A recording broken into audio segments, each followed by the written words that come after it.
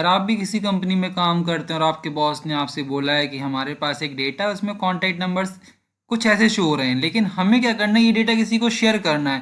तो हम ये चाहते हैं कि ये जो कॉन्टैक्ट नंबर ये किसी को शो ना हो, सिंपल कॉन्टैक्ट नंबर कुछ इस फॉर्मेट में दिखाई दें।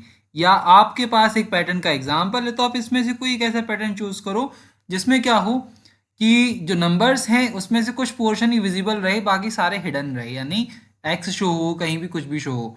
तो अब ऐसा आपको करना है, या अगर ऐसा टास्क आपको मिलता है तो फिर आप क्या करेंगे? आप कुछ नहीं कर सकते हैं। तो इसका सबसे इजी वे करने का तरीका ये है, अगर आपने लेफ्ट मिड एंड राइट ये फॉर्मूलेस पढ़े हुए हैं तो आप इजीली इस काम को बहुत ही आसानी तरीके से कर सकते हैं।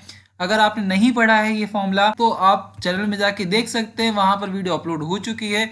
और ये सारे पैटर्न को और इन सारे पैटर्न को भी हमने नंबर्स की फॉर्म में कन्वर्ट करके देख लिया है, तो आप अच्छे से डिटेल में जाके देख सकते हैं।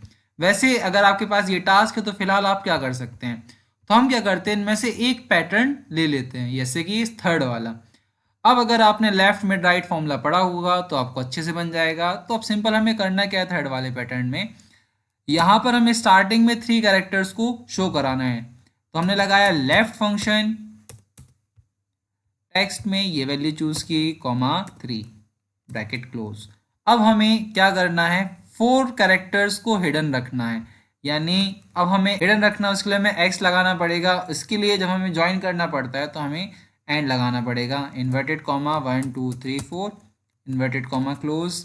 एंड लास्ट में राइट साइड के 3 नंबर्स को हमें विजिबल कराना है, तो फिर से हमने एंड लगाया, राइट, फिर से इस टेक्स्ट को सेलेक्ट किया, कॉमा 3, ब्रैकेट क्लोज, एंटर।